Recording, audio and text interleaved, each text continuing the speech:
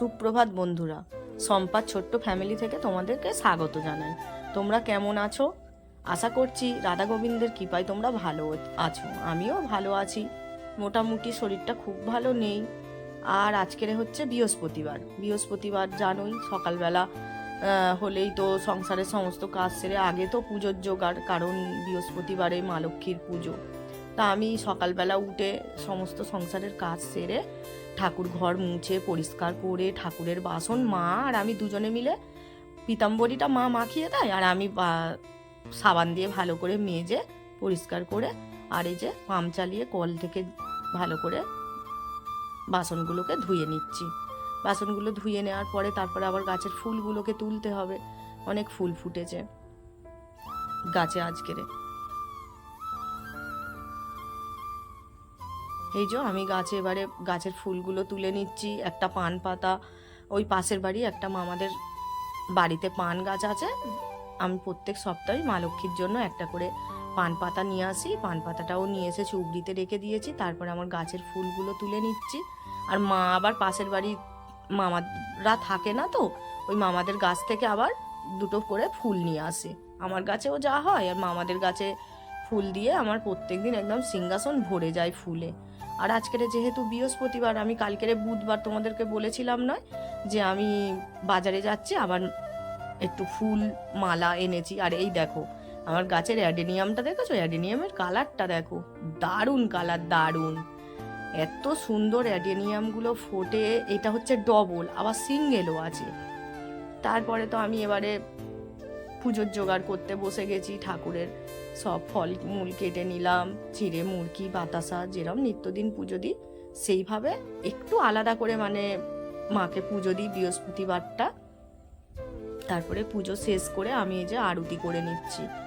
তারপরে আবার দুপুরবেলা ঠাকুরমশাই পুজো করতে আসবে কি না আমি তো জানি না। আবার বৃষ্টি হচ্ছে, নাও আসতে পারে। প্রচুর বৃষ্টি হচ্ছে জানো তো, খুব বৃষ্টি হচ্ছে। আজকে 4 দিন হয়ে গেল বৃষ্টি আর থামছেই না।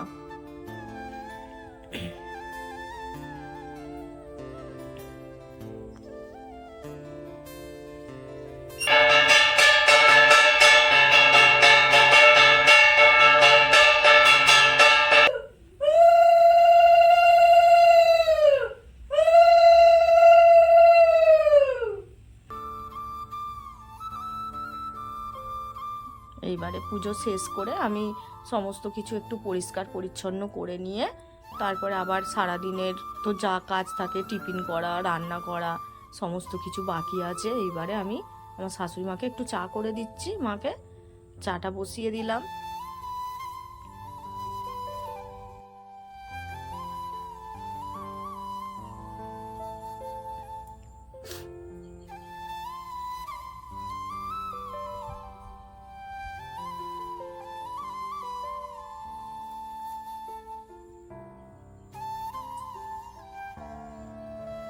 এই যে মাকে চা করে দিলাম। আজকের তেমন কিছু টিফিন বানাইনি জানো তো। মা বলল যে আমি দুটো মুড়ি রুটি আছে খেয়ে নিই। আর আমার ছেলে দেখো দুধ ফোটাতে গিয়ে দুধ উদলে পড়ে গেল সব। ও হচ্ছে দুধ দিয়ে কলা ওটস দিয়ে খেলো, আমি দুটো ঝুড়ি ভাজা দিয়ে মুড়ি খেলাম। মুড়ি খাওয়ার পরে একটু বসেছিলাম, তারপরে আবার ফিরে রান্না। কালকেরে মটর ডাল ভিজিয়ে রেখেছিলাম, মটর ডাল দিয়ে পেঁপে দিয়ে আলু দিয়ে একটা নিরামিষ ঝোল বানাবো। আর উচ্ছে কুমড়ো ভাজা করব। এই যে আমি তো সবজিগুলো কেটে নিলাম, কেটে নিয়ে আবার কলে এসে ভালো করে ধুচ্ছি, কারণ বাজারের সবজি জানোই তো, বাজারের সবজি মানে একটু ভালো করে না ধুলে ভালো লাগে না।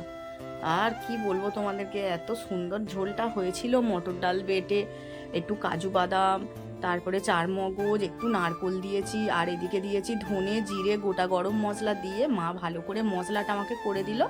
আর আমি এদিকে উচ্ছে কুমড়োটা আগে উনুনটা জ্বালিয়ে উচ্ছে কুমড়োটা ভেজে নিচ্ছি। মা আমাকে মশলাটা করে দিল। তারপরে আমি পেঁপে আর আলুটা ভালো করে ভেজে আগে তুলে রাখবো, তারপরে ডালের বড়াগুলো ভেজে নেবো। ভেজে নিয়ে আর তারপরে ঝোলটা বানাবো। ঝোলটা খুব সুন্দর হয়েছিল, একটু বেশি করেই করছি। বেশি করে রেখে দেবো, বিকেলে দুটো রুটি করে নেবো, রাত্রে নিলে আমাদের রাত্রের খাবারটাও হয়ে যাবে। এই যে ডাল বাটা হয়ে গেছে, তাতে কালো জিরে দিলাম, পরিমাণ মতো নুন, হলুদ, চিনি, একটু হিং, একটু আদা আর কাঁচা লঙ্কা বাটা, এইভাবে কিন্তু ধোকাও বানাই, জানো তো, আমরা ধোকাও বানাই। আজকের এমনি বড়া করে আর তরকারি করছে, আবার একদিন ধোকা বানাবো, তোমাদেরকে দেখাবো। মটর ডাল দিয়েই ধোকা বানাই আমরা, খুব সুন্দর খেতে হয়।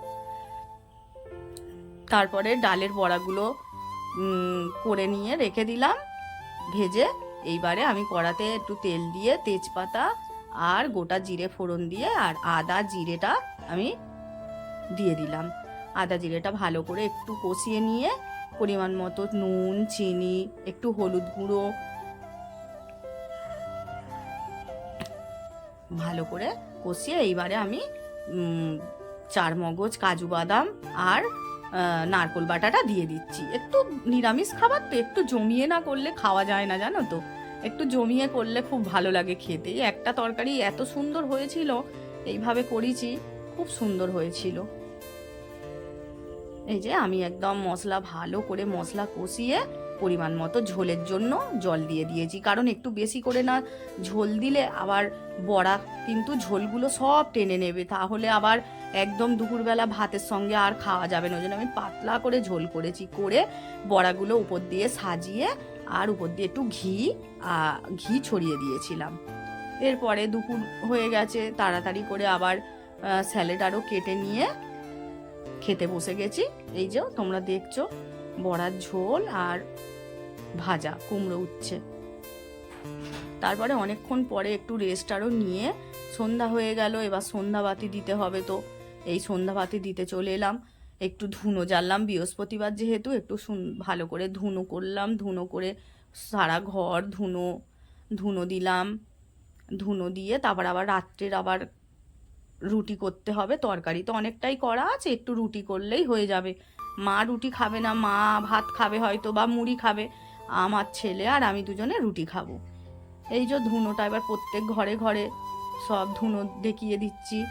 একটু দোরধারের কাছেও ধুনো দেব, ধুনোর গন্ধটা খুব ভালো লাগে, ধুনোর গন্ধ আমার এত ভালো লাগে, আর সারা বাড়িতে পুরো ধুনোর গন্ধ হয়ে গেছে। তারপরে এই যে আমি ধুনো আরও দেখিয়ে সন্ধ্যাবেলা একটু বসেছিলাম। আমরা না সন্ধ্যাবেলা চাটা খাই না, জানো তো, চায়ের নেশা নেই। মা একা সকালবেলা একটু চা খায়, আর সন্ধ্যাবেলা আমরা কেউ চাটা খাই না। টিফিনও কোনোদিন খাই, কোনোদিন খাই না, ওই জন্য আমরা একটু তাড়াতাড়ি রাত্রিরের খাবারটা খেয়ে নিই। এই এখন বাজে 7:30, পৌনে 8টার মতো বাজে। আমি রুটি করে নিচ্ছি আর এই একদিকে তরকারিটা ফুটিয়ে নিচ্ছি। রুটি আর তরকারি খাবো, আর মা ভাত খাবে।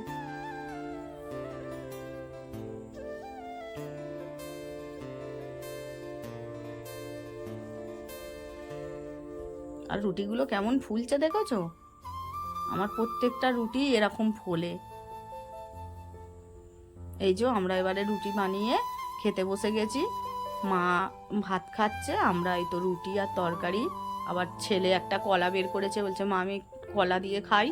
বলছি হ্যাঁ খাও।